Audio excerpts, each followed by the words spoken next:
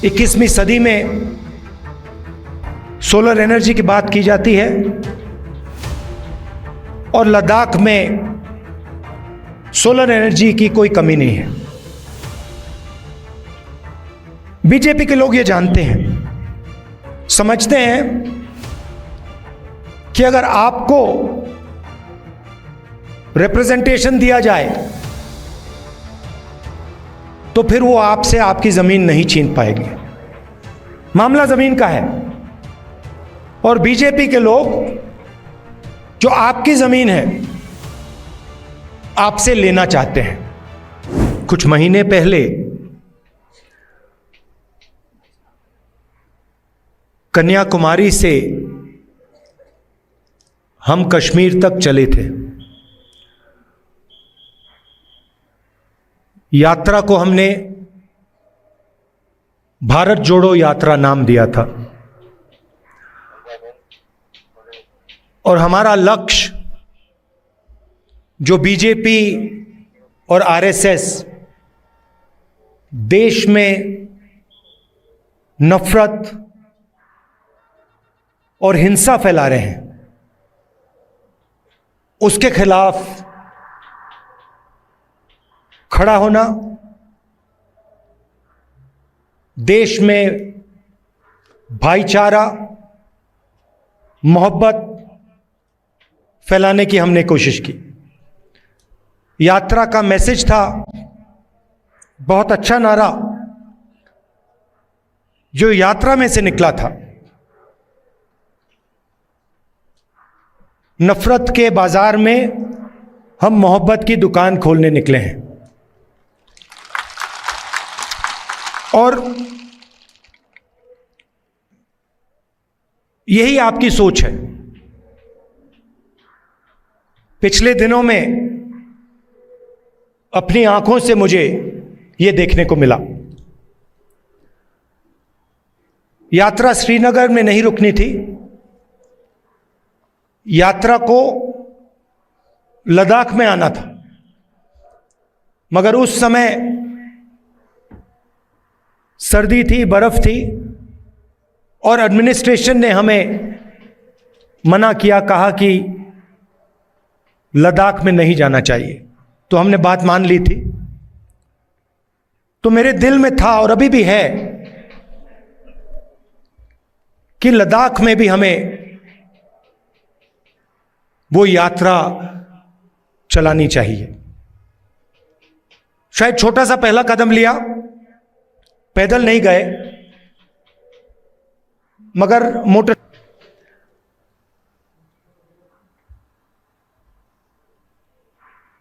और लद्दाख के कोने कोने में मैं गया, लोगों से बात की, गरीब लोगों से, माताओं बहनों से, युवाओं से, और जो आपके दिल में है उसको समझने की कोशिश की। दूसरे नेता हैं, वो अपनी मन की बात करते हैं। मैंने सोचा मैं आपकी मन की बात सुनूं।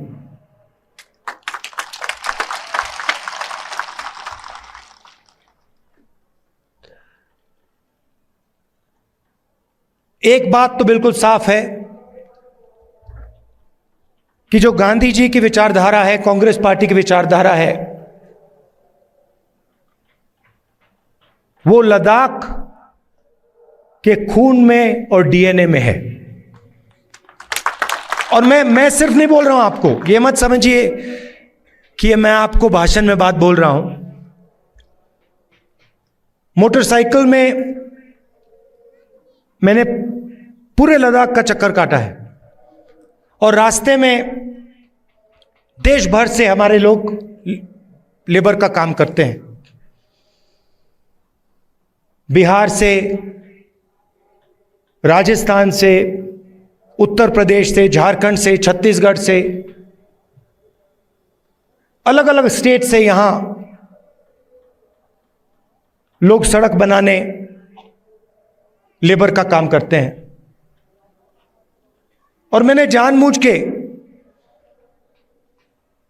इनसे सवाल पूछा। मैंने इनसे पूछा, देखिए आप यहां सर्दी में काम कर रहे हो, यूपी से आए हो, बिहार से आए हो, वहां पे इतनी सर्दी नहीं पड़ती, यहां पे -10-20 हो जाता है। आपको लद्दाख के लोग कैसे लगते हैं? क्या आपको लगता है कि यहां आप अकेले काम कर रहे हो, या लद्दाख के लोग आपकी मदद करते हैं, आपको प्यार दिखाते हैं? मैंने उनसे पूछा, और एक से नहीं, अनेक लेबरर्स से मैंने पूछा, और सारे के सारे लेबरर्स ने मुझे बताया कि हम अपने घर से हजारों किलोमीटर दूर हैं, हमारा परिवार यूपी में है, बिहार में है, मगर लद्दाख में हमें ऐसा लगता है कि हमारा दूसरा घर है।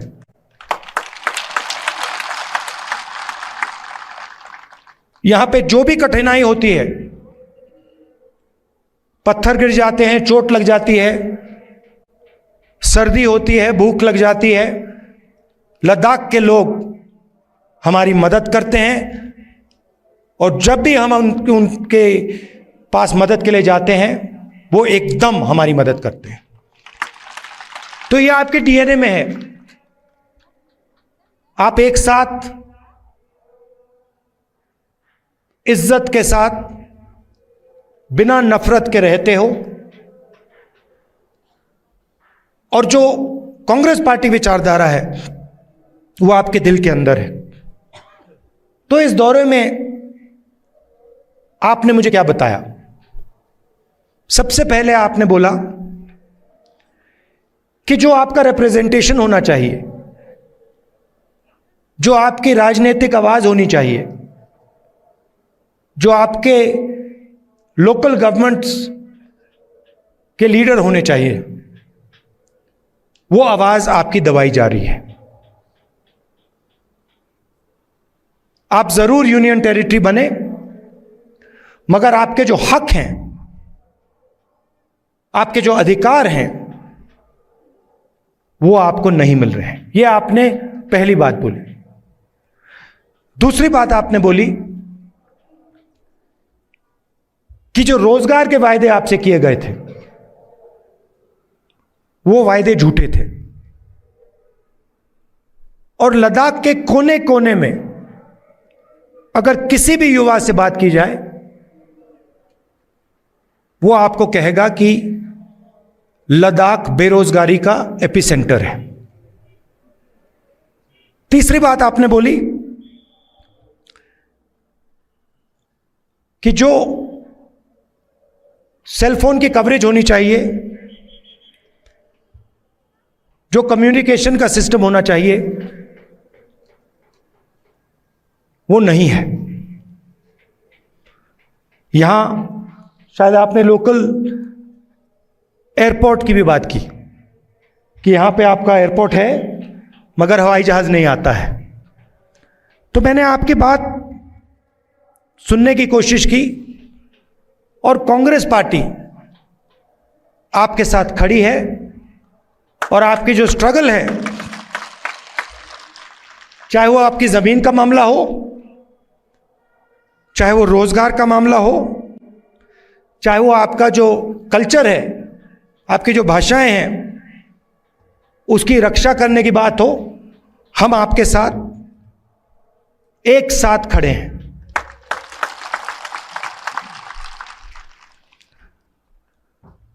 यहां पे सब लोग जानते हैं कि बहुत सारे नेचुरल रिसोर्सेज हैं। 21वीं सदी में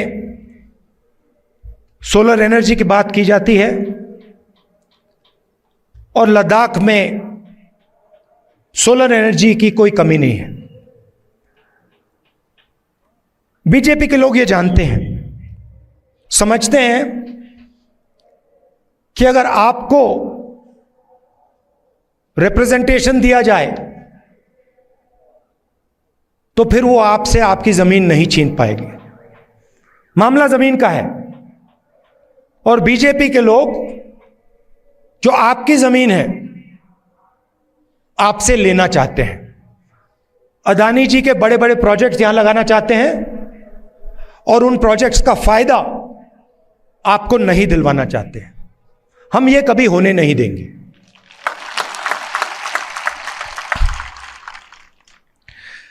कांग्रेस पार्टी ने जो लेह की एपेक्स बॉडी है और कारगिल डेमोक्रेटिक अलायंस जो है और इनकी जो डिमांड्स हैं उनका हमने पूरा समर्थन किया है।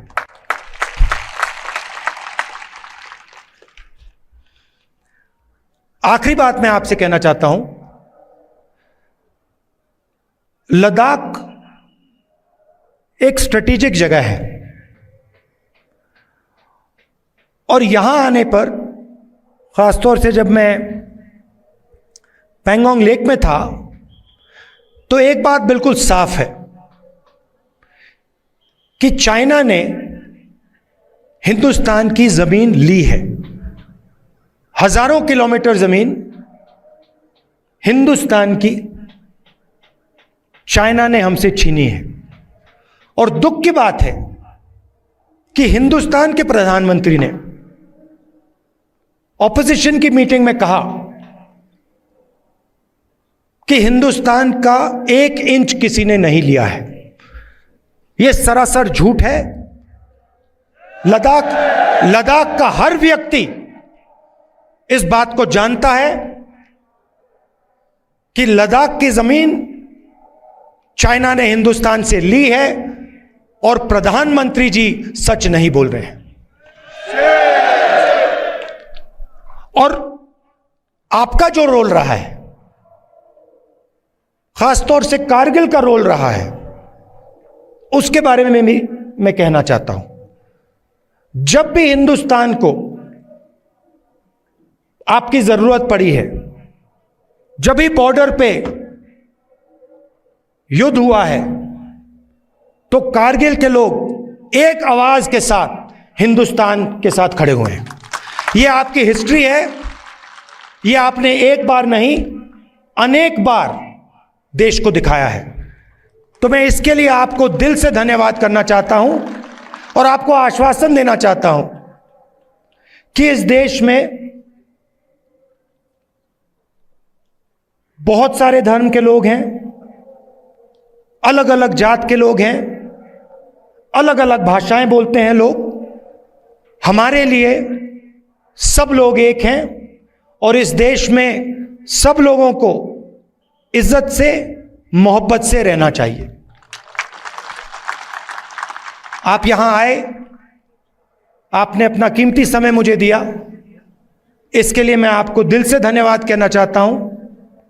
और अंत में कहना चाहता हूं कि अब मैं लद्दाख के चारों ओर घुमा हूं और शायद ये हिंदुस्तान की सबसे सुंदर जगह है और यहां के लोग दिल से बात करते हैं, प्यार से बात करते हैं। इसके लिए आप सबको बहुत बहुत धन्यवाद। नमस्कार, जय हिंद, सलाम। एक आखिरी चीज बोलना चाहता हूं, एक आखिरी चीज बोलना चाहता हूं। लद्दाख के हर रीजन में आपके लोकल इश्यूज हैं और लद्दाख के भी सेंट्रल इश्यूज हैं। और मैं आपको कहना चाहता हूं कि अगला जो पार्लियामेंट सेशन होगा उसमें मैं आपके जो मेन मुद्दे हैं उनको पार्लियामेंट में आपके लिए उठाऊंगा। धन्यवाद।